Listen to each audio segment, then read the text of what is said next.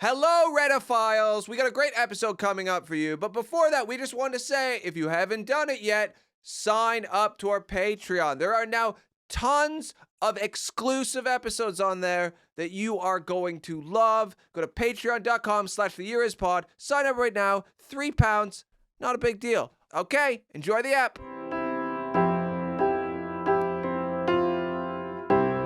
The Year Is with Red and Bobby. Oh, hello. Welcome to the Year's podcast. I'm recording this on July 29th, and in a couple days, me and Red are going to the Edinburgh Fringe Festival, where we are doing some Year Is live shows. You should check that out. But we are going to be really stressed and busy while we are up there. So what we've done is we have got together for you a best of episode. So this episode that is coming up is all of the funniest, best moments from the however many episodes of this podcast that we've done. So I hope you enjoy. Hello, Redophiles. Welcome back to the Year Is podcast with me, comedian Bobby Mair, and my co-host Red Richardson. Don't call them Redophiles. they're your fans. They're fans of the pod. They're not Redophiles. I don't think anyone wants to be called that. Listen, we've started a Patreon. We already have lots of patrons. If you haven't signed up, you got to check it out. But we've started this, and a lot of people have messaged me and said, "Hey, I'm a Redophile." Now, did they do that because on stage in Cambridge on Saturday, when you got a better gig and couldn't open for me, Did you do that? I decided to open the show myself. Yeah. Because I thought, how hard can it be? Yeah, okay. And what did you slag me off when I wasn't even there? No, I told them, listen, my usual act, Red Richardson, got a better gig, but he doesn't like his fan base to be called Redophiles, but I'm trying to get it to catch on. So if you could, send him a message. Oh, no, not more of this crap. And say, hey, I'm now a Redophile. Mm-hmm. But nobody does it, I think, because literally the difference between the word Redophile and pedophile is one line. Yeah. Like the R and the P, Yeah. it's one line. So if and the R and the P... One letter, you mean? No, a P is like a P. Oh, yeah. And then an R is just one line. So Yeah. The difference between a fan of Red Richardson and a pedophile is literally a very fine line. It's literally a thin, small line that separates your fan base, Redophiles, from the most hated group in society. But you know what? No risk, no reward. If you're not going to out yourself as a Redophile and sign up to our Patreon, you're not going to get the benefits. No, and you don't have to be called that. You can just be like, Red's. What? I'm a fan of Red's Year Is podcast. Yeah. That's a bit clunky. I know, but it's just nicer, isn't it? I'm a Redophile. Listen, guys, I'm a non-practicing Redophile. Okay, yeah. You hate yourself for it. Yeah. Wait, no, what's it called? It's not called non-practicing. Non-offending. I'm a non-offending Redophile. I'm a non-offending Redophile. I haven't been to a Red Richardson show. I've never actually seen Red Richardson do any comedy, but I think deep down that I really like Red Richardson. And you burst into tears whenever you think about me. Yeah, and I have to live alone in the woods.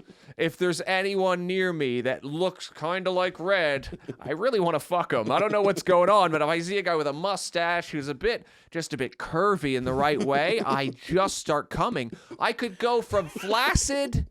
I can ejaculate while flaccid if I see someone that looks like Red Richardson. This is the start of the podcast. Yeah, I'm just getting people in, If this is the first episode you've listened to, you got to go back. Yeah. There's some history. This is episode 20. There is some history leading up to this. This is our 20th episode, so thank you everyone who's listened so far. Yeah, if this is your first time listening, this usually takes about 20 minutes for Bobby to be this disgusting, and we usually start with a few facts, but... No, not anymore. You're going straight in. We're going straight in. I think we have to tell people about what happened when we were talking on the phone.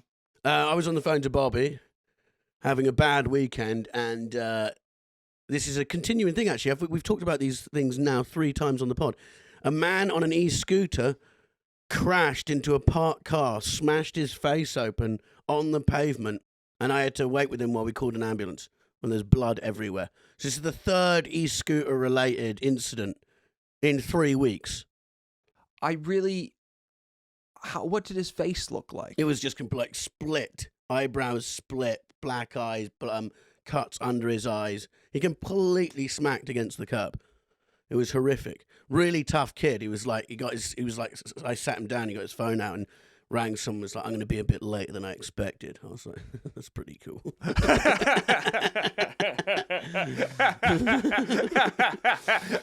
But yeah, so this has been a roller coaster for e-scooters, this last few episodes. How old was this guy? He's 19. He was so much tougher than we'll ever be. Oh, mate, yeah. He was, and I had to ask him, it was because I'm on the phone, they ask you so many questions that they're like, is there any sort of flammable stuff? You're like, can you just send an ambulance? Do you know what I mean? I don't, like, when they're typing in the details, you go, is this going to, like, if I answer this wrong, you just won't send something? Like, can I just tell you this guy's got blood coming out of his eyes, and can you just send someone, please? But there's a lot of admin that goes into it. But no, he was very tough. Irish kid, all in one tracksuit. Didn't seem too bothered. And you saved his life. Not really. Because, we were on the phone. From my perspective, we're talking, and you said, are you all right, mate? And you went, oh, God. Okay, I got to go, Bobby. Oh. Yeah, because he literally looked up, and he was just blood all over his face. It was horrible.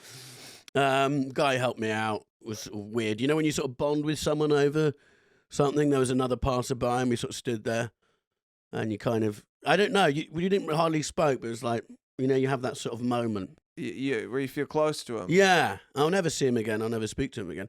But the one thing I would say is I think that guy that you called the ambulance for, whose eyes were bleeding and crashed the e-scooter, is now a definitive non-offending redophile.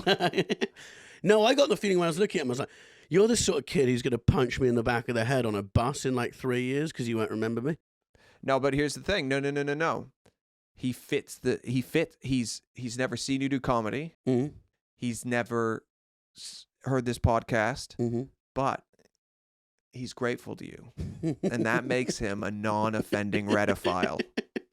All the people in your life who like you, but haven't seen your comedy are non-offending redophiles. Yeah, that's probably true then. Your wife? She likes the comedy.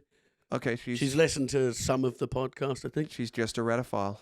She stopped listening because we did 1986, and I forgot to mention that was the year she was born. And that was our first episode. So she's kind of tapped out since then, but she supports the idea of what we're doing, Yeah. She knows I go somewhere and sit in a room with you in a blue room. I always feel for the people who are just listening. They never get to see this beautiful studio we built. No, that's why you need to go on YouTube and watch it. Yeah, just hit the subscribe on the YouTube, Yeah, why not? Well, also in 1760, Bobby, was I'm not religious, but this feels like an act of God. A lightning strike causes a major fire at Portsmouth Royal Dockyard in England at a time when our navy was basically being used to crush other countries and colonize the world. A lightning bolt strikes one of the ships and burns most of the dockyard. And at the time, Portsmouth, that was the biggest dock in the country. Yeah, Portsmouth, Southampton, it's that, to me, I think if I was in charge, I would go, and they're religious back then, Religion was still, rampant. And you go, I think I would have come into work next year. Maybe we're not on the right team. Maybe God wants us to calm down with our navy. Yeah, I think if a lightning bolt struck this podcast, I'd take it as a sign that we should stop. Because someone somewhere isn't happy with us. Also, just think about this. Portsmouth, at the time, it was one of the most important cities in the country. Yeah. Portsmouth, Bristol. Have you been there lately? Yeah, I've gigged there. It has not aged well. No. We need to make the docks important again. Yeah. Because Portsmouth is struggling. Wait, who do you want to go to war with? It'd have to be an island-faring nation. Okay. Guernsey. Yeah. Isn't Guernsey ours? No, it's tax haven. Is that Guernsey? It's a tax haven. It's a place you go when you have your money and you realize that you spend it better than the government. Yeah, because everyone's got like a Porsche there, but they have a speed limit of like 20. So it's just like rich people driving around slowly. I think that's true. If it's not, it's like whatever. I'm just going to check out their population, see how hard it would be. Brad, you're not talking into the microphone. Okay, I am now. Population of Guernsey is 63,385. They do not stand a fucking chance. Yeah. People of Guernsey, watch your backs. I went to Alderney once. You ever been to Alderney? No. It's an island off the coast of this island. Okay. Wherever the fuck we are. Yeah. Here's the thing about Alderney. It was occupied by the Nazis during the war. Yeah. So it's a British island. British people lived there, occupied by Nazis during the war. You got to think, there must have been there's a lot of neo-Nazis. Yeah. Well, they weren't neo-Nazis. There's just Nazis in the UK, right? Yeah. What was the fascist party again? Who was the leader of that? Oswald Mosley. Do you think they were like, oh man, I wish we were in Alderney? They get to be ruled by Nazis, and we have to be ruled by democracy. This sucks. Winston Churchill's a cuck. Yeah, sure, Winston Churchill's doing some awful things, but I want more awful things happening in the government. I'm Mosley. Yeah, do a little life raft out there. How did Mosley die? I don't know. He was in prison for a bit, which he should have been, and he was married to the Medford lady. They had an affair. She was married to the Guinness heir. And they had an affair, and then she got married to him. Their son is the head of the F1, or the ex-head. Do you know Sir Max Mosley? He was the one who got done having the Nazi orgy. What? Yeah. So the F1 guy, he was either the head, he was big in F1, he's called Sir Max Mosley or something. He is Oswald Mosley's grandson or son, I can't remember, I think a grandson. But he got done having, by one of the tabloids, he got loads of prostitutes and he dressed up as a Nazi and they all had sex, allegedly. I would say he didn't dress up as a Nazi. He just wore his clothes and fucked prostitutes. They were his pajamas. Yeah. Dressed up as a Nazi is implying he's not a Nazi. But yeah, that's so the family's still alive and kicking. Many a throwback. When he died, his family said they received many messages of condolences, but no abusive words. All that was a very long time ago. There was no Twitter back then. Yeah, because if there was Twitter, people would have remembered. Yeah. What were they called? The Black Shirts? Was his group called the Black Shirts? Yeah, that was the name of them. And they did but they do dumb marches. I remember they did a march where they walk down the streets in London and they end up they all end up running away because loads of Jewish people turned up and threw rocks at them and stuff, and they're like, oh, this hurts. Good. Let me be racist in peace. I want to be peacefully racist. Yeah. Stop hurting me. Oh, he had Parkinson's disease. That's a painful one. Mm-hmm. Yeah, good disease for a fascist, I think. Yeah, well, I don't know. Everyone's got their own opinions, Bobby, don't they? I'm joking. But yeah, so he was married into the Mitford family, which is an intriguing family. I'm obsessed. You know about Unity Mitford? Yeah. Unity Mitford is a story that I think no one knows about, and it's so... I don't know how there hasn't been a film yet. Unity Mitford was a young British girl who got obsessed with Hitler, flew to Germany, lived in Berlin in the 30s. Yeah. Trying to meet Hitler, managed to meet Hitler, but he wouldn't fuck her, so she just fucked all his high-ranking Nazi friends. Then, when World War II started, she felt so conflicted about the war, she shot herself in the face, survived. Hitler paid to have her flown back to the UK, the day before World War II started, and then she lived 10 more years. And there were rumors that she was pregnant with Hitler's baby, but I don't think that's true. No. And they were such a big family, a famous family at the time. So it's kind of like J.K. Rowling's daughter moving to North Korea because she fucking wants to have sex with Kim Jong-un. It's insane. It's mental. It's not just because we think, oh yeah, Hitler. It's like, no. It's a crazy thing to do. But imagine if I moved to any country right now, and said, I'm going to move there and meet the leader of that country, regardless of time period or economic status. That's really fucking hard to do. Yeah.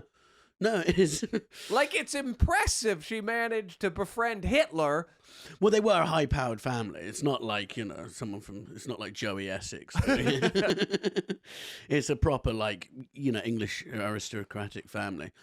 But the whole family was very interesting because, like, one was a communist, one was far right, one was proper far right. So far right, she wanted to have sex with Hitler. Yeah. That's just probably as far as you can get. But they wrote some good books, and... Actually, I think the farthest you can get is if you're like, I'm not going to fuck Hitler, that liberal cuck. Yeah. Yeah, I don't know how you go further than that. Not wanting to fuck Hitler because he's a liberal cuck. Yeah, fair enough. Do you know what you're drinking right now?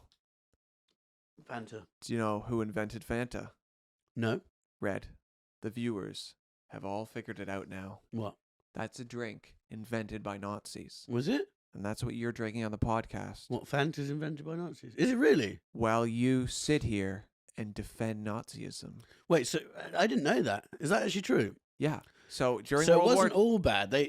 No one ever talks about that. The media conveniently brushes over that point. During World War II, the Coca-Cola factories were in Germany, but because of the restrictions, obviously Coca-Cola could not import their products into Germany. I love it. Wasn't even a moral thing. It was No. it's logistical. It was a We business. can no longer get our drink to the front line. So the Coca-Cola factories in Germany just had to work with what they had. And because of the war, they were low on some products, and they came up with Fanta. Okay. Was it, because this is no sugar Fanta, was that? It was obviously sugar Fanta. Does They that didn't get me start off? with no sugar Fanta. So I'm drinking no sugar Fanta. Yeah, but so you're that drinking a drink inspired by a drink that made the Nazis happy. Okay. That came out of my fridge. So what does that mean? It means that you're the pusher. Yes. You hoard Nazi inventions and push them on people. Yes. Okay. It was an invention by Coca-Cola, which, if you probably averaged all the diabetes deaths from Coca-Cola over the last 100 years, they might rival the Nazis. I would say there's a good chance they're in the millions. But the people who died had a better time, I think. The people who died from Coca-Cola, you mean? Yes. Yeah. Well, they did. But diabetes isn't a good time. You're down a foot. No, but it's better than the alternative. Yes. If someone said diabetes or concentration camp, I'd obviously go diabetes. Yeah, at least you have to get some Ben and Jerry's and sofa time in. Yeah. On your sluggish walk to death. Yeah. So I found a few people in 1455 Yeah. that I found pretty interesting. There's a guy named Lorenzo Ghiberti, Okay. who was Italian, Yeah. and he made bronze doors, Nice. which at the time there was a lot of need for. Now if someone was like, I make bronze doors, you'd be like, sure you do. Sure you make bronze doors. Great. Nobody needs a bronze door. No, it sounds heavy. But then, very exciting, but he wrote a book called Commentary, which was like he wrote a book about his own art. Like he wrote about his own art. Yeah. Which is a bit pretentious. It really is.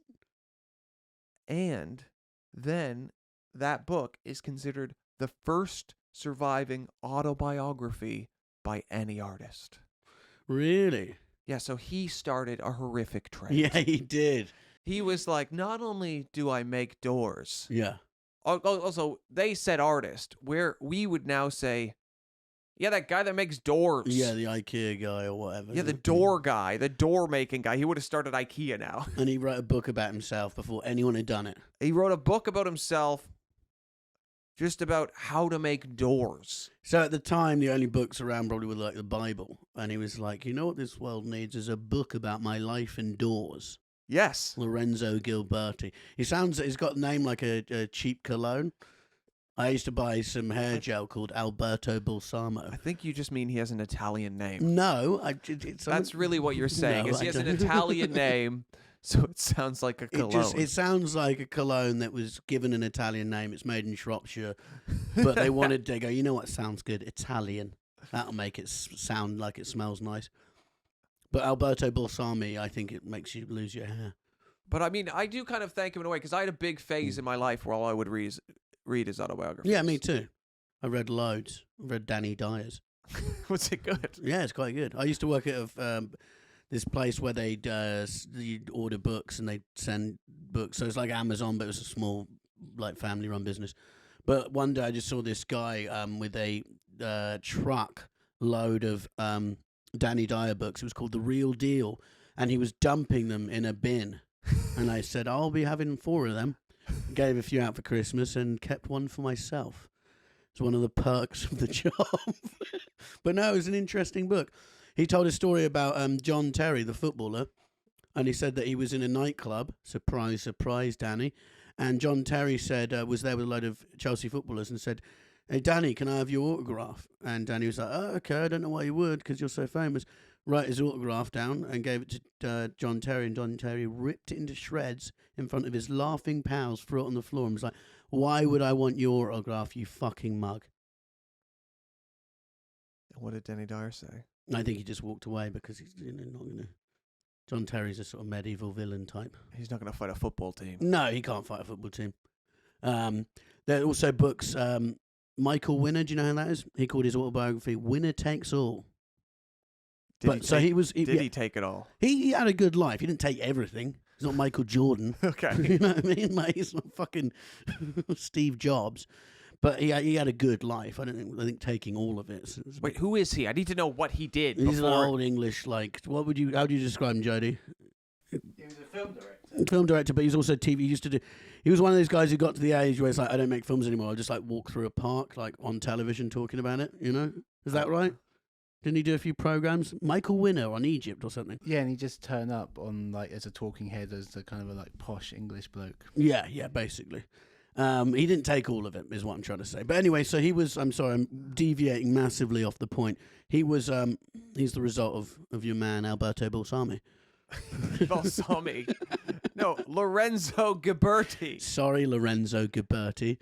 What was his book about? And I saw a door and I thought, no, I need to make a bronze one. Yeah. And that was when I realized I'm more of a door guy than a window guy. Yeah. Well, The Rock has that quote when he's like, when opportunity knocks, don't wait there, kick the door open. With this guy's doors, I would advise you don't do that, especially if you're not wearing shoes, because you'll break your feet because it's made of bronze. Yeah, it's very true. Also, he wouldn't like his doors were like works of art. He doesn't want you to kick his door. No, fucking no, not a chance. You'll have a chapter about you in the book. That's just so funny, though. Like, oh, everyone's got the Bible about Jesus and stuff. I might make one about me. I know, it's amazing. The first person to have a thought, and like, maybe the world would like to read the story of my life. Yeah, I was born in a small barn without doors. Yeah. For my entire childhood, it was freezing. It's like, you read the one about the man who walked on water. Well, what about the man who made doors from bronze? 1 second. Sorry. Oh, I thought Harry might be calling. It's a fucking 020 number. Hey, Bobby, it's Netflix. We've just seen your Kirsty Allsop video. We want to offer you a special before you get too big. Why am I online. being mocked? I put energy into one thing.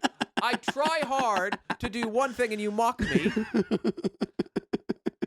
Back to bloody Lorenzo Ballaccini. Well, we could have done a smooth back in, like we never stopped, but you just made it bad. Okay. Well, no, that's a good smooth one, I thought. You know, keep going, Jody. Keep all of this. I want them to see the truth of the behind the scenes and see how much work I have to do to keep this fucking thing on track. What was your favourite of the autobiographies you read? I always liked reading like musicians' autobiographies because they had exciting. I'd read comedians and musicians. Okay. I remember reading Anthony Kiedis from the Red Hot Chili Peppers. Mm-hmm. It's just a huge book about him fucking a lot of women and life really working out. Mm-hmm. And like he's like a drug addict in the book who then stops doing drugs, but there's not really any consequences. No, he just to stops. that drug other than like, yeah, I'm doing heroin and I'm famous. And I thought maybe I could not do heroin and be famous. Yeah. There's loads of people like that who are famous sort of rock stars who are now teetotal and Buddhists. And they're like, I'm just at one with who I am now. It's like, yeah. Me Too hasn't happened in music yet. But you're very enlightened about what happened. Yeah. And you're now clean. Yeah, they sort of slide through it. My favorite, you ever there's a golfer, John Daly. Do you know who that is? Yeah. I just want to find an excerpt from his autobiography. He had a computer game made about him, didn't he? Imagine anything more boring than playing a golf computer game. What are you talking about? It's Well, playing great. golf's already like doing nothing anyway. Why make it even fucking less active?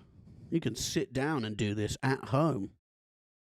I like playing golf computer games. I'm sure you do, Jody. Yeah. Because you don't have a thyroid. No one knows that. Jody doesn't have a thyroid, and Red's really mean to him about it. Okay, yeah, that's it. I also can't afford to play golf, and Bobby never invites me to play golf with him. So I No, have to he's play very on my own. selective. You don't know how to play golf. Okay, I love golfing, but people who want to go golfing Mm. who've never golfed, it's a horrible experience because you don't know what. Like, I'm not even good. I'm No. barely good. Yeah. But then if people have never golfed before, you'll just like you can't be on a golf course just hitting balls in the woods constantly because then there's people behind you just waiting, Yeah. and there's people in front of you, and you'll just get kicked off the course. And you'll be like, Jody, stop humiliating me in front of all my golf friends. It's not my golf friends. It's just a. I have a reputation It's at not the a golf reputation. course. It's not a golf reputation. Jody, you're embarrassing me. Go on then, John Daly, Bobby. I'm looking for a good Uh, excerpt. Yeah, the famous golfer from 1455, John Daly, who was infamous for his contribution in the War of the Roses, actually. That's where he started playing golf, off people's heads. Oh, I can't find a good excerpt. Anyways, his book is all just about drinking and fucking. Whilst being a golfer. Yeah. That's good. I want Tiger Woods to release an honest book about his life. Because he gets a lot of unfair stick. It's weird when, like, sponsors stop. Like, it was like, oh, he's sleeping with 23 women a day. We at Ferrari can no longer back him. It's like, why? That's the best advertisement for your car ever. Yeah. You know, he's the best in the world of all time at something. God forbid he cheats on his wife a couple of times a day. Give the man a break. I think they felt bad for the wife. That was the. She got 450 million and probably now has a nice husband. I mean, I agree with you, but But I just don't see, like, let's not pretend that a lot. So let's be honest. Golf is probably watched predominantly by men. yeah. Yeah. So all the sponsors that pull out aren't gonna. They're like, oh, we got to pull out because it's bad for the brand. It's like, do you think the lame men who like and watch golf are going to be like, oh, I love Tiger Woods, and then I found out he was unfaithful and had parties on yachts with 23 porn stars? It helps the brand as opposed to take away from it. This isn't 1455. Let's stop pretending we're all puritanical, weird Christians or Catholics. You know what I mean? Do you think you'd ever convert? No, not at all. Not at all. For that very reason. Because you can't. Wait, you're saying the reason you wouldn't convert to Christianity or Catholicism is because you wouldn't be allowed to fuck? I just wouldn't. When I rise to the top of podcasting, the Tiger Woods of podcasting, and I crash my car and Rosie's hitting it with a golf club at 4 a.m. because of my yacht parties, I don't want my sponsors, who I haven't got yet, to turn their back on me and act like sort of weird religious people from medieval times. I want them to go, look, he's fucking good at podcasting. Let him do what he wants. Not that I'm going to do any of that. Rosie listens, I'm not going to do any of that. So, look, I can get as high as I want in this. I'm not going to be that person. But I don't blame him for being it. You know? Let him be Tiger Woods. So you're saying that cheating on your wife is okay? No. That I'm saying if sounds you're like as it's good what as you're Tiger saying. Woods is at golf, and he spent his whole life being from the age of 6 years old to whenever, and his dad used to use him as a cover to sleep with other women behind his mum's back, so he'd go play golf, and his dad would like disappear behind a bush and shag someone. I watched the documentary on Sky. It's good if you haven't watched it. I loved it. And then he becomes amazing at golf, and he hasn't had any sort of like emotional development or anything. It's just golf, and then suddenly all the women are like, let's have sex. Have you seen that bit in the documentary when he goes to a nightclub with Michael Jordan? And he's like, how do you speak to girls so easy? He's like, mate, just tell them you're Tiger Woods. I get that. Yeah. So you're saying if you were really good at something, you'd cheat on your wife? No, I'm not saying that. I'm just saying I don't think it affects. If your main audience is men, I don't think brands need to worry that the men will stop buying the product because their hero in question is having giant orgies with really attractive ladies. I think, in fact, that probably boosts the brand. That's more of a negative comment on men and toxic masculinity than it is on myself. Thank you. What a brilliant save that was. That was like when Tiger Woods hit that shot and it lands on the side and goes, that's what I just did there. So you're saying Drink Coke. Tiger Woods cheats, but not all men cheat. Yeah. So you're saying not all men. Not all men. No, I'm not saying that. Yeah. What I'm saying is, I love the press conference when he apologizes to all his sponsors and not his family, because they are his family. Yes. I'm sorry to Nike and And Titleist. Nike, say what you want about them and their, the factories that make the stuff. They never ever turn their back on Tiger Woods, and they can only commend them for that. It's ethical of them. I wonder if there's still a Lorenzo Ghiberti door out there. If we could get hold of one. I think they're like in the Vatican. Well, we could try and get one, because when your dog barks during the podcast, it's probably more soundproof than the door you have now, which is wooden. That's what we should get, Bobby, is a Lorenzo Ghiberti door. If anyone listening has a Lorenzo Ghiberti door. No one has one, Red. His door was called The Gates of Paradise by Michelangelo. Wait, what? How does that make sense? Oh, Michelangelo said it all wasn't called The Gates of Paradise by Michelangelo. Michelangelo said these are the gates of paradise. Well, That's quite a ringing endorsement. Yes. Yeah, we all try and get good quotes on our Edinburgh posters from comedians, but that is... Michelangelo called his doors the Gates of Paradise. I'm going to read his book, actually. I heard it's a great book about doors. I think that's what I'm going to call my autobiography, The Gates of Paradise by Michelangelo. That's stupid. Yeah, he was trained as a goldsmith. I think you have to have a certain confidence to train as a goldsmith, because really what you're saying is, I want to learn how to work with gold. You have to have some gold. Yeah. To learn to work with gold. Yeah. It's like being an F1 driver, you know? Yeah, exactly. You can't just be like, yeah, I'm gonna work. My dream is to work with gold. And then people are like, yeah, well, guess what? You don't have any gold. You can only work with gold if your dad works with gold. And it's the same with F1, because there's no poor peasants who are like, someday I'm gonna drive really fast cars that cost £1 million each. The entry fee is a bit high to get in the game. Yeah, of course. And so, does it cover, Bobby, when he went from being a goldsmith to a bronzesmith? Because the doors were made of bronze. It's when you say things like that. It makes me want to hack my own dick off. I knew you'd hate that so much. It makes me think, could I hack my own dick off in one failed swoop? That's not actually an expression. No, it's not. That was a test. I passed it. Is it one failed swoop? One fell swoop, I think it is. Yeah, one fell swoop. I thought it was failed swoop. No, that's not. No. What's a failed swoop? That's probably you trying to hack your dick off and getting the tip and then bleeding out on the floor till Harriet comes back and she's got to plaster it back on. So a fell... Yeah. Well, anyways, I start thinking, could I hack it off all in one fell swoop? Mm-hmm. Or would it take a few hacks? All depends on the instrument you used. Or if I used a bronze sword, maybe. That'd be quite made blunt. by this goldsmith. 1545. The Mary Rose. Red. 1445. Wait, just start again, because give yourself a breath in. 1445. Fucking hell. 1450. I know, I'm aware of that. 14. I was just about to say it. 14. Say the year. I'm just about to. Okay. 1455. 1455. Yeah. Yeah. The Mary Rose. The Mary Rose sinks. Mm-hmm. Mm-hmm. What are you doing? What are you doing? You're ruining the podcast. This is now the podcast. Oh, God, what tedious. Oh, God, what the year tedious. is tedious. The year is tedious. And you just lost 40% of our listeners, and probably if you do it one more time, that'll be 60%, and it'll just be me and you talking to no one apart from Jody week in, week out. No one apart from Jody week in, week out. Tell us your story. 1455, the Mary Rose sinks. Have you heard of the Mary Rose before? No. No, it's a very famous ship from this country. Did you do a citizenship test?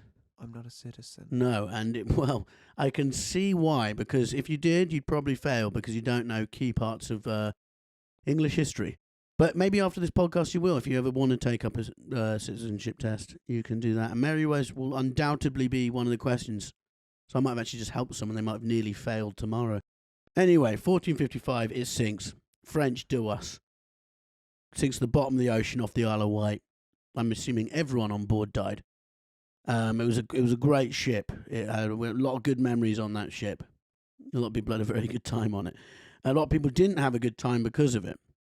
But it was found by divers in 1971, and they spent a 10-year mission to bring it back to the surface, of just what they could of it. One of the divers who came along for the party was Prince Charles.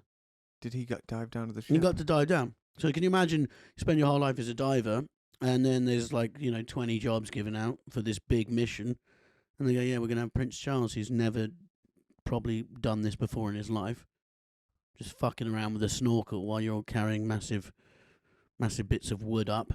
But they found the remains of Hatch the Ratter dog. It was a terrier and whippet dog, crossbreed, and it spent its short life on the Mair roads. They found its remains, its skeleton. It was used to kill rats on the ship. Based on DNA work performed on Hatch's teeth, he was a young adult male, 18 to 24 months old, with a brown coat. Hatch's skeleton is on display in the Mary Rose Museum in Portsmouth Historic Dockyard. I feel like that would just make people sad, though, because you think, oh, some people died. And then people usually just hear that people died and they go, oh, they died. But then when you hear a dog died, I think, wow, war is bad. Yeah, war is terrible. But can you imagine being on that ship and going, oh, we're going to war, and then being like, oh, actually, the only one anyone's going to remember is this bit of wood and this fucking dog. Shows how shit life is and how you don't need to care about the small things, because at the end of the day, you probably don't matter. What's crazy is sometimes they'll find fossils in old lava. Mm-hmm. Lava will have covered someone, yeah. and then they can it'll fossilize it for millions of years. So it kind of makes me think well, if I want to be remembered, I don't have to do great work. No, I don't have to treat anyone well. I don't have to carry on my legacy. I just have to jump into a volcano. Yeah. And then in a couple million years, whatever creatures are rooting around will be like, we've discovered a species. Yeah. And I'll be the representative for this species if I can make sure I'm fossilized. And maybe they could bring you back to life, as you've always so dreamed of. That would be... Maybe that's the best chance I have at being cloned. Yeah. It's just... fossilizing myself until the technology exists. I think it's a great message in what you think is important, isn't? Because when this podcast eventually sinks, we like to think it would be me and you and the content that was remembered, but it could just be these armchairs and the skeleton of your dog, who has done nothing but try and derail this podcast since we started it. It's not a helpful dog. No. We have to address a controversy, an online controversy. We've been accused of spreading misinformation, like all the big podcasters in the world. We've been accused of spreading misinformation by a museum for a dead ship. Okay, so when Red says we, what Red means is red. Yes. So we were doing the year 1455, and Red very confidently did a whole segment about how in 1455 the Mary Rose sunk. Yeah. Henry VIII ship. Yeah. We didn't think about the fact that we had done 1547. Yeah. And that was when Henry VIII was in power, and this was 100 years before. That didn't come into our minds at the time. No. But the Mary Rose, a dead ship, has a Twitter account that has a lot more followers than I do, which is depressing. Yeah, it is. It's depressing to find out that a dead ship is killing it on Twitter. Yeah. And you're not. So anyways, we tweeted the episode description for 1455, and then the Mary Rose replied and said, "Are you sure that the Mary Rose sunk in 1455.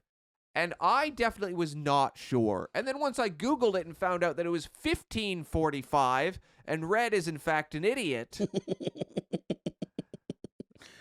Well, yeah. But you didn't give in. I didn't give in. They went for us on YouTube as well. I said, show us some evidence. I told them about my degree, and I said, what qualifications do you have? She said, I've run the Mary Rose Trust for 40 years. And I still wasn't convinced. I said, well, show us some evidence then. She sent me a picture on Twitter. It was a painting of the Mary Rose sinking. I went through the archives, found my own bit of evidence, which I'll put on our Instagram, @TheEarIsPod. And it was a picture of the Mary Rose sinking in 1455. Some people say it's doctored. I think you can make your own minds up with the evidence presented by me and the Mary Rose Twitter Museum. Red drew a picture of a ship and wrote 1455 on it. Well, there was a man on the ship going, we're sinking. Which is, I think is enough evidence. She sent me a picture, so why is hers any better? Anyway, we had a bit of a tit for tat. They put me on their Instagram page, shaming me. So I'm now at war with a lady who runs the Mary Rose Trust Museum for 4 decades. Do we know her name? I don't know. I don't even know if it's a woman. I don't know why I've assumed it's a woman. Wow. I know, that's bad. But anyway, so yeah, wow. Me and the Mary Rose are in a blood feud, and there can only be one winner, and it hasn't been resolved yet. The winner is the Mary Rose. The loser is us. Though I do want to... I am a loser because of you. Can I confess something? Yes. So, I know this is a comedy podcast, but I Red's also... about to tell us all he's a pedophile. I know. No, I also want people to learn. So I did that on purpose to see if any of our listeners would point out. I left this a little trap. And they did. And so I'm proud of you, the listeners, for knowing your stuff. It wasn't the listeners. It was the Twitter account of the Mary Rose. No one else knew. It's weird that she went for us on Twitter, Instagram, and YouTube. She could have just pointed out. There was a vendetta there, wasn't it?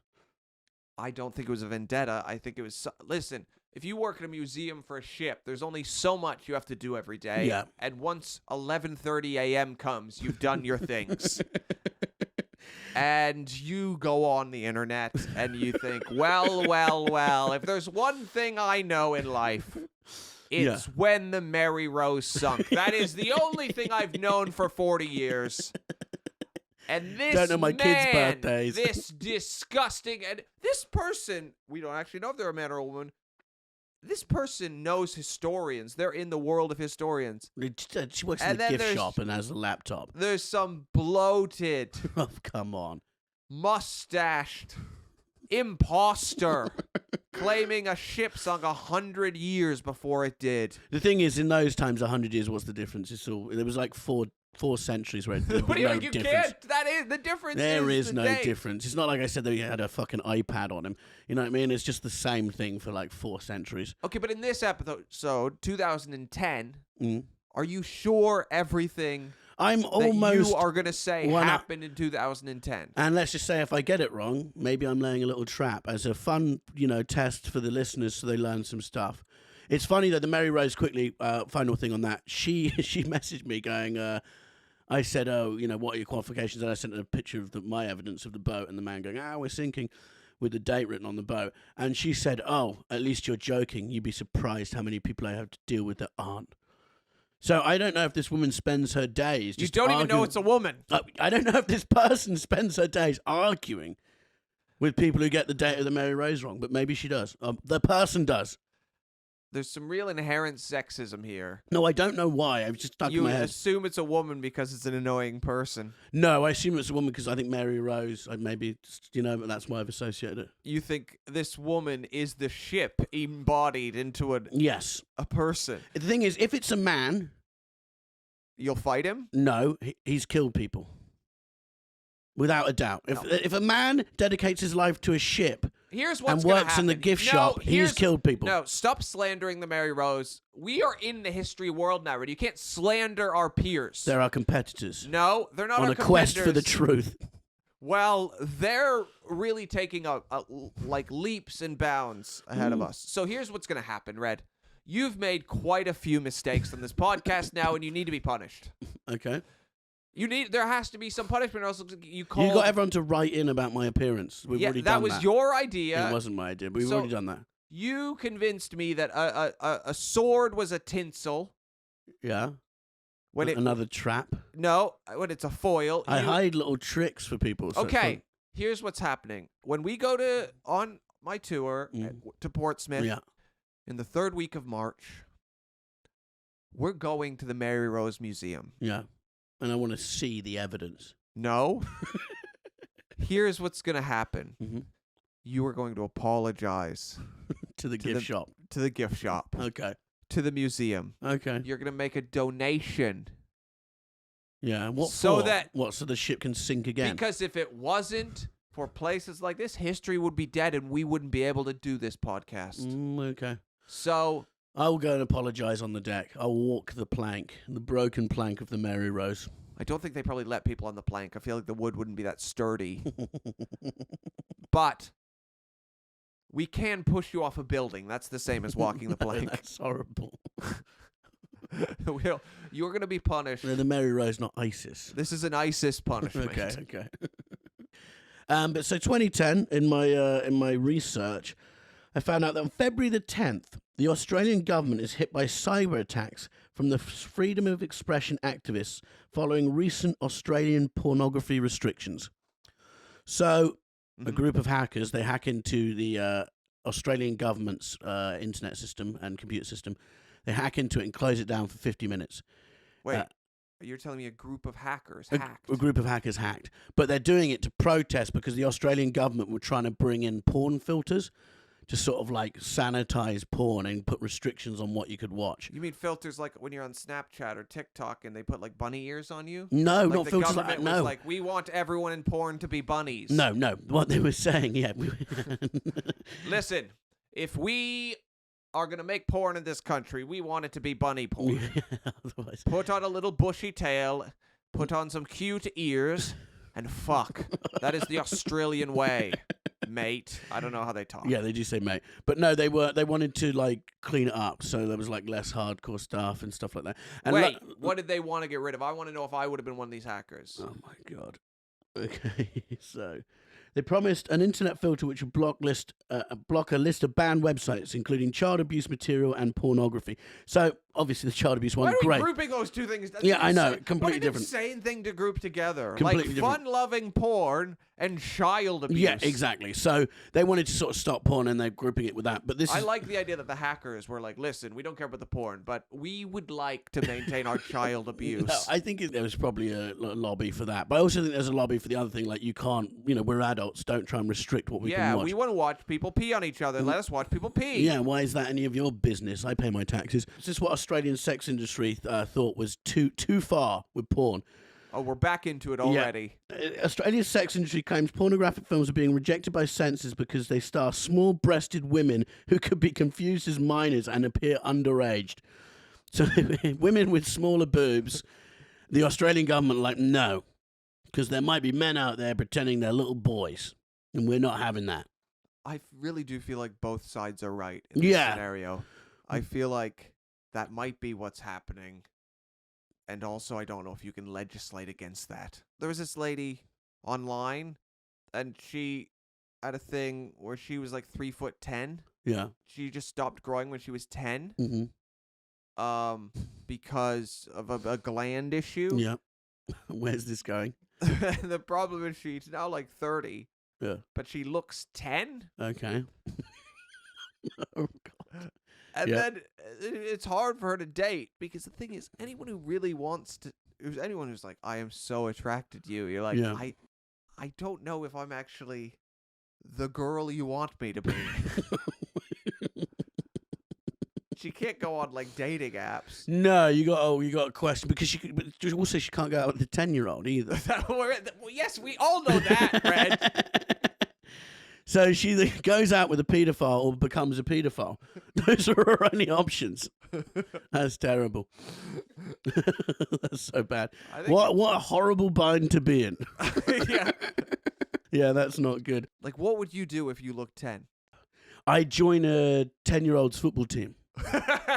And then I'd be fucking great, and I'd sign a sponsorship with Nike, and they'd be like, "This guy's amazing." No, I'd become a boxer actually. And I just smash people up. And then at 8, and when it started to grow, about 14, when people could start beating me, I'd retire. And then make a Netflix doc. What happened to the great prodigy? I went, I just didn't fancy it anymore. Or just remain 14 forever. Coolest kid in school. I think I would, if I just today looked 10, Yeah. I think I'd just live my life. Well, how? They go, No, I just live my life. instead of people thinking you were stolen, they think you I'd were get on lost. the tube and people would be like, "Are you okay?" And I'd Yeah. say, "I'm fine. Why are you asking?" And they just think, that's a really mature 10-year-old. And I just walk around. Yeah. In every interaction I have, I'd leave and people would smile and say, "That kid knows what he's doing." Yeah. And if another 10-year-old ever tried to bully me, Yeah. I would thumb their eyes. Because they'd be like, "I'm going to push you and call you a loser." Yeah. And I'm like, "I'm going to thumb your eyes and bite off your nose. I'm in this to win, kid." Funny thing is you wouldn't be that gifted at 10-year-old. It's not like you'd be a piano prodigy or like a maths guy or anything like that. No, that I peaked really early, actually. Yeah. When I was 13, I remember they gave me all these tests, for my intellect. Mhm. And on all the tests, it was like you read at the same level as the average 32-year-old. Which Okay. when you're like 12, you're like, I'm Wow. a genius. Yeah, I had that. But I haven't gotten any faster No. in 20 years. So now I'm 36 and just behind. Yeah. That'd be so shameful. Pretending to be 10 or looking 10, but actually being 36, and then going and taking like 11 plus and just getting a fine mark. Oh, Bobby's kind of smart. Nothing exceptional. But so these guys, what I find funny about it is clearly a load of men got together and were like, "You cannot take away our porn." But they obviously didn't frame it like that. You know what I mean? Like, No, they frame it as I assume a freedom of yeah. expression. They'll be like, argument. first they do this. This isn't about the porn, honey. This is about the rest of it. It's about our children and rights. You know what I mean? It would have definitely been a load of sad, pervy old dads who have a garden shed with no tools in it, if you get what I'm saying. And they'd all start marching. You cannot take this away. This is a freedom issue. This has nothing to do with the fact that I like to watch porn on my own in my garden shed. This is about human rights. But they released a statement. This is what it said. No government should have the right to refuse its citizens access to information solely because they perceive it to be unwanted, the group said in an email. The Australian government will learn that one does not mess with our porn. And they did learn. They hacked into, I love all the injustices in the world, people dying, starvation, natural disasters, terrorism, Impending war. impending war, cancer, and then someone threatens to slightly restrict Australia's porn, and they fucking hack into the government and shut it down. Yeah, but I think they tried to do the same here. They were banning. It was just very specific things. They're like, well, you can't pee on each other, and it's like. But then they realized how unenforceable that is. Yeah, of course. Because you need some kind of czar who watched every porn movie and was like, "Whoa, I see some pee. Yeah. Arrest them. Yeah. Ban this video. There's no peeing, but And then it just goes underground and gets worse. well, underground. Mm. How does the internet go underground? Dark web. Have you ever been on the dark web? No, never. I don't want to. Why not? Because I don't want to click on the wrong thing. Like 1 minute you're buying some weed, the next you bought like a handgun and an 8-year-old boy by mistake. Yeah, the dark web is the weirdest store I've ever heard of. Yeah. Because imagine just walking to a store and you're like, you can buy weed. Like, I like some weed. Great. They're like, oh, you can buy some liquor. Great. Do you want someone to kill your grandma? Wait, what store am I in? I think I went down the wrong aisle. Hey, come down this aisle and you can buy Jeffrey Epstein's videos. You know? Yeah. See what really happened. Oh my God. Well, his mates just died. It's so sad. When suicide, wasn't it? It's so sad that Mental health is talk to people.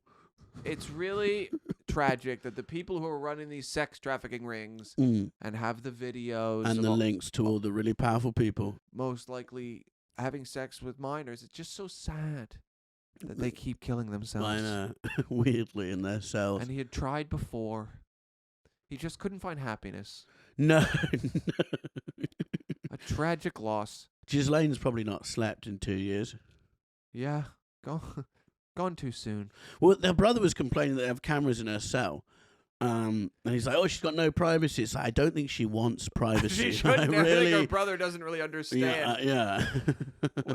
What's happening? Hillary Clinton's got her cell key on her. This is for my house. This is for my car, and this is Ghislaine's cell.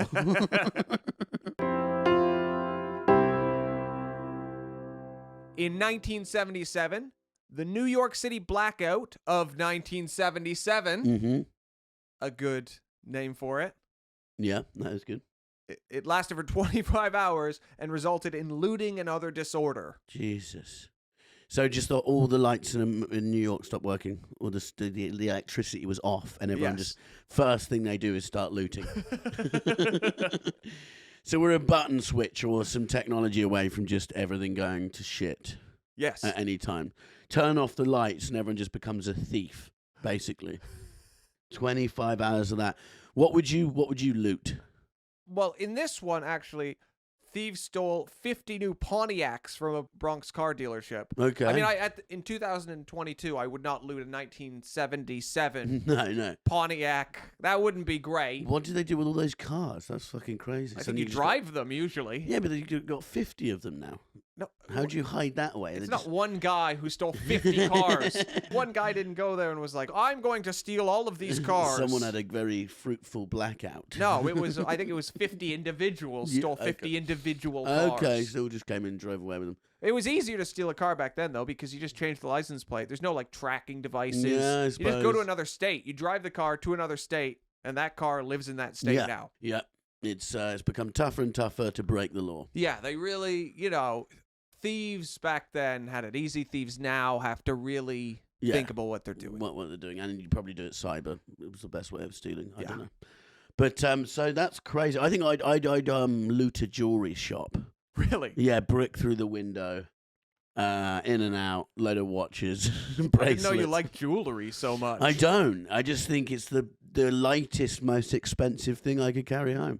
You do hate carrying things. Yeah, I do. I think I've probably said this before, but when you helped me move, and I was carrying like a table, and you just walked out with 2 pillows. Yeah. Whose pillows were they? My pillows. And whose table was it? My table. Exactly. So I think that works itself out in the end. I reckon what would you come back with? Some pot noodle or something? 2 pot noodles. No, a car. You'd be like, Harriet, look what I've got. A pot If noodle. I could, I'd get a car if I could get a car. Yeah, car's That's a good exciting. shout. It's It hard is. to loot a house. You can't like steal yourself a new house. Yeah. You can't like steal a holiday or like a ticket to somewhere. That's one thing that the UK has done that's quite sad is they've changed the squatting laws. Because when I first moved here like 11 years ago, it was amazing because really rich people would go on vacation. Mm. And then they'd come back and a family would just be living in their In the house and they couldn't do anything Change the about locks. it. My parents squatted throughout the 80s. Everyone did. And people could stay in like nice places. The 70s and late 70s. Everyone in London squatted. It was the funniest law. Yeah. Imagine that you're just chesting doors until no one's home. You go, this is where I live now. Yeah. The thing is, though, if you've got a boarded up house that you don't use, then someone should be using it. On an ideological level, I completely agree with that statement. There should not be empty homes and people living on the streets.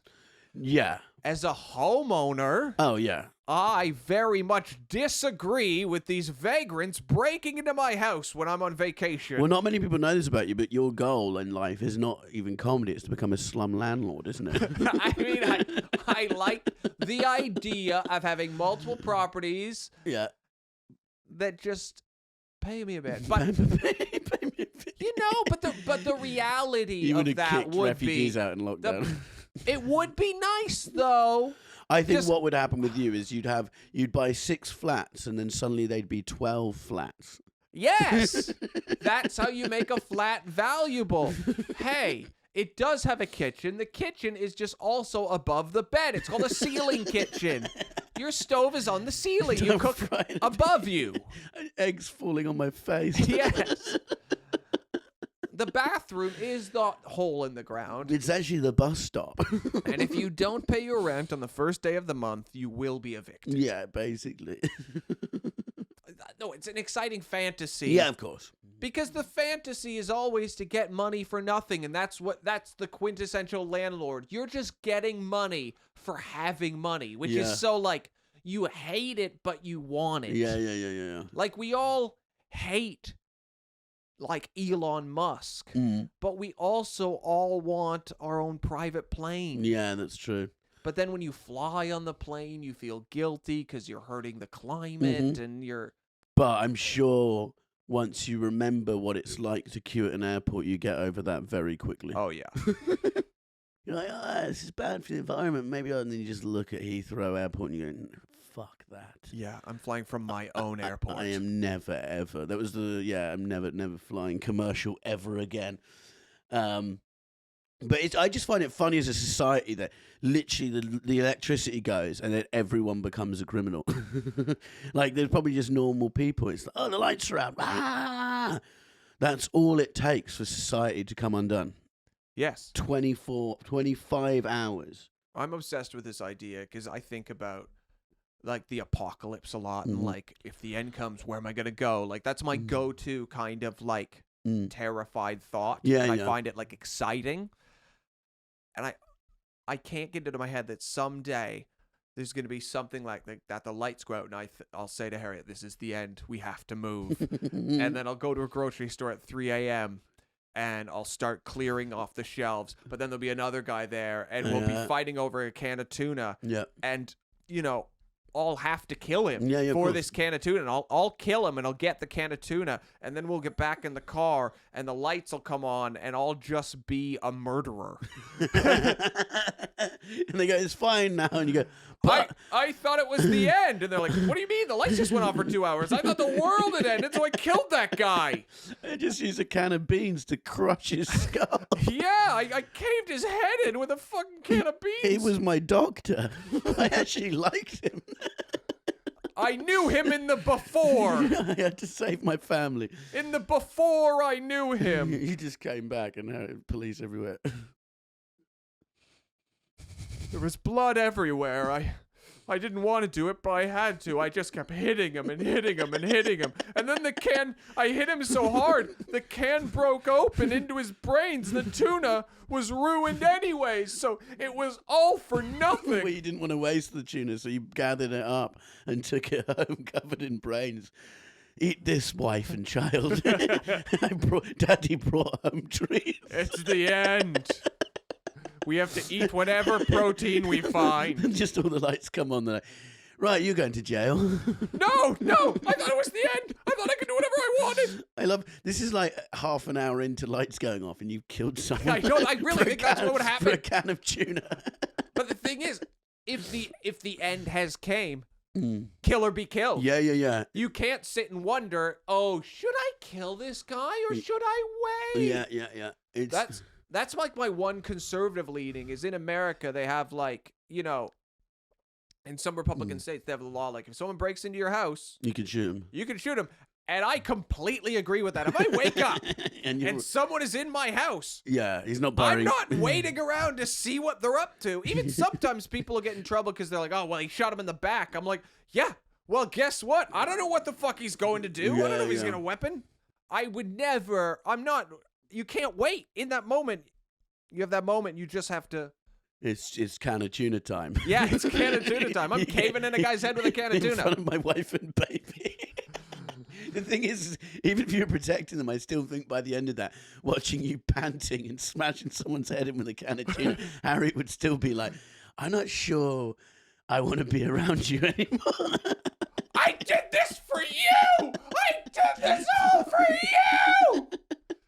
No, while I hit the guy with the tuna, I'd yell, shut your eyes! You don't need to see this! You don't recover the baby's eye! She doesn't need to see this! And the baby, the baby start crying, Yeah. Bobby, stop! You want this guy to kill you? Do you want Dr. Felston to kill you? Mabel's first memory was you beating someone to death with a can of tuna.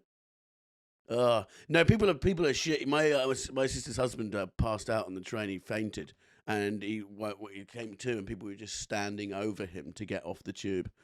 like one person was like, "Are you all right?" And it just sort of shows, doesn't it? Everyone Lucky just goes I wasn't insane. Why? I would have thought he's faking it and beat him with a can of tuna. He's faking it to trick me, and then he's going to attack me. Get him first. It's funny when you see that how people react to stuff. Just like when I was in that fake terrorist attack, when it was what people thought was a terrorist attack, and it turned out to be just a massive misunderstanding. Wait. Can you Okay, backtrack? so it was 2017. I was in Oxford Street, and I was walking along, and this woman just came running at me. She had blood on her face, and she was like, "Run!" And I looked behind her, and everyone on Oxford Street, I think it was Black Friday, so it was rammed. Everyone was just sprinting, like insane. And I was like, ugh. So what did you do? I just fucking ran. But I was like, I thought this. Did you run past the woman who told you to run? Yeah, we all just went for it. People like pushing each other out the way. Yes. There's people in Choose Love t-shirts like kicking children out the way. So they can, you'd like run past the Costa. This guy put a table against the door in the Costa so other people couldn't get in. So like 10 seconds before, he's probably talking about some ethical startup company he's doing. And then within, someone just goes, ISIS, and all that one word. And he's like, fuck you. Save me. Everyone we just wanted to save themselves. I've never seen anything like it. You just saw what humanity was. Like, we pretend we do the Olympics and have all these things and stuff, but all it takes is that, and we're no better than hyenas. So where did you go? I ran up to the top of this building. I went to the 5th floor. Everyone's trying to jump in the lift and stuff like that. People are like, fuck off, telling each other to fuck off because they all thought ISIS were coming. So I ran upstairs and hid under a table, went to the top 5th floor, but I was running with this Chinese lady, and she just stopped running. And I was like, come on, we got to go. My logic was being that however many bullets they've got, the further I'm up the building. Someone else will take the bullets. bullets. And every time I ran past the floor, I'm like, right, there's 20 in there. There's no way, you know. Right, that's disgusting. I know, it's terrible. You could have went and tried to stop the terrorists. Yeah, wow. We got police for that. So she was like, I can't go any further. And I was just like, why? Was she tired? She was tired. And I just went, we got to go. And she's like, no more. And I'm like, so I left her. You left her? You're such an idiot. That's so cowardly. I've never met her before. That's so inherently cowardly. I can't believe your wife didn't leave you when you told her that story. I would have found a place for us to hide on that floor, you psychopath. I wouldn't abandon someone because they're tired of running so they can take the bullet and not me. You're such a sniveling little pig. Well, I don't think you would have. I gave her the option. She wanted to stay. What was the option? You said I said, come up, carry on. I can't drag her and force her to come with me. You could carry her. No. I was 3 floors up. She was fine, and you didn't know that though. You thought she might die, and you left her. Do you know what it's called? I saw it on a TV show. I think it's called like something like the slow. I'm gonna look. I think it's called. Do you know what it's called? What? What you did? I think saving it's called, your own neck. No, I think it's called something like the slow piggy. Being smart. Which is where if you always just have a slower. Slow person with you. Yes. Yeah. So they get it, not you. The thing is, she was 3 floors up. I thought, look, they're going to massacre the first 2 floors before her.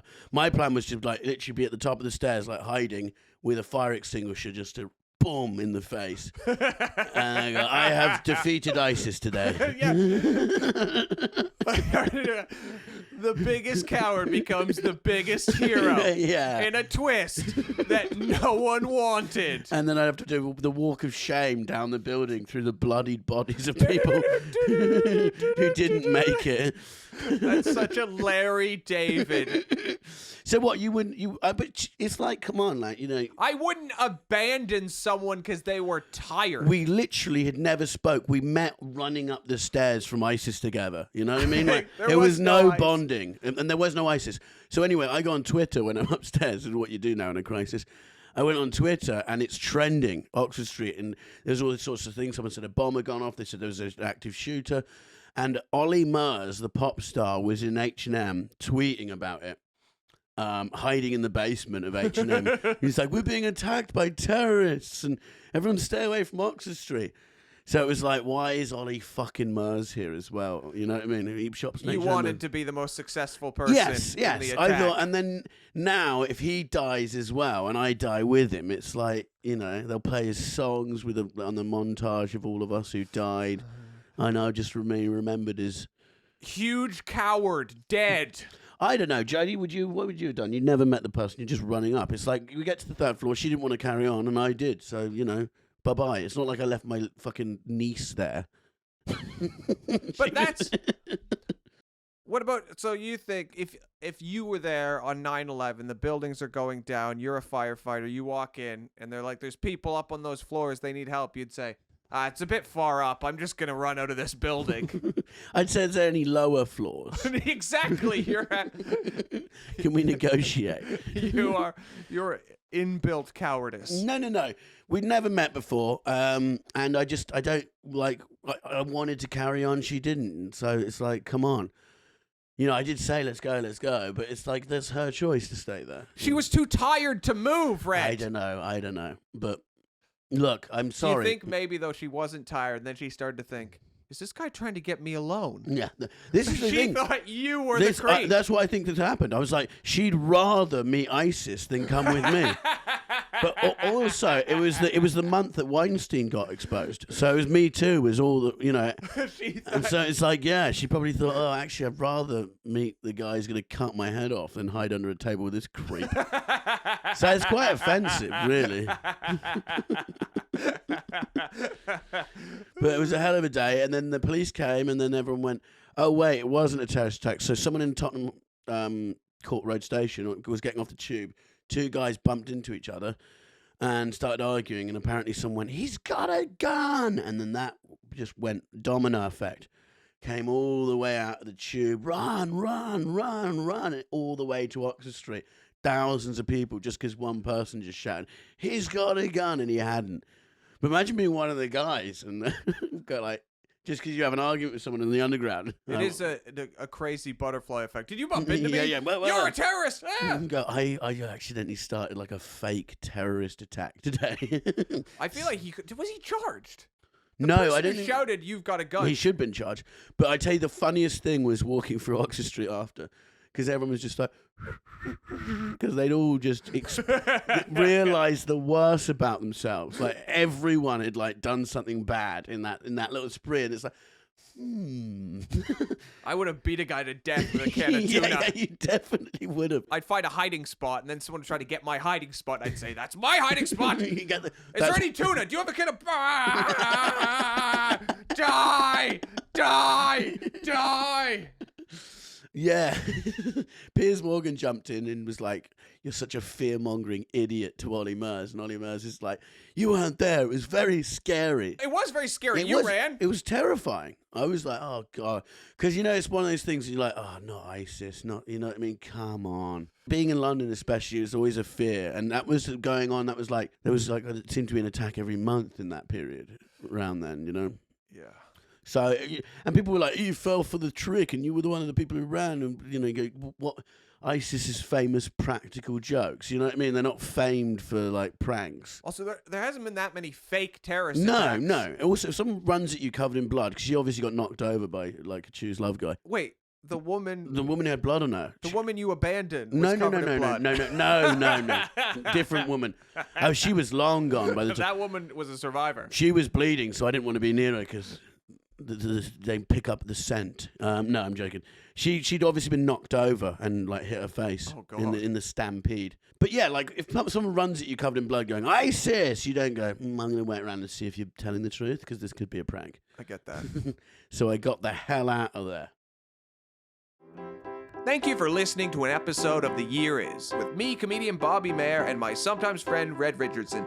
This podcast has been produced by our brilliant producer, Jody VandenBurg. Thank you.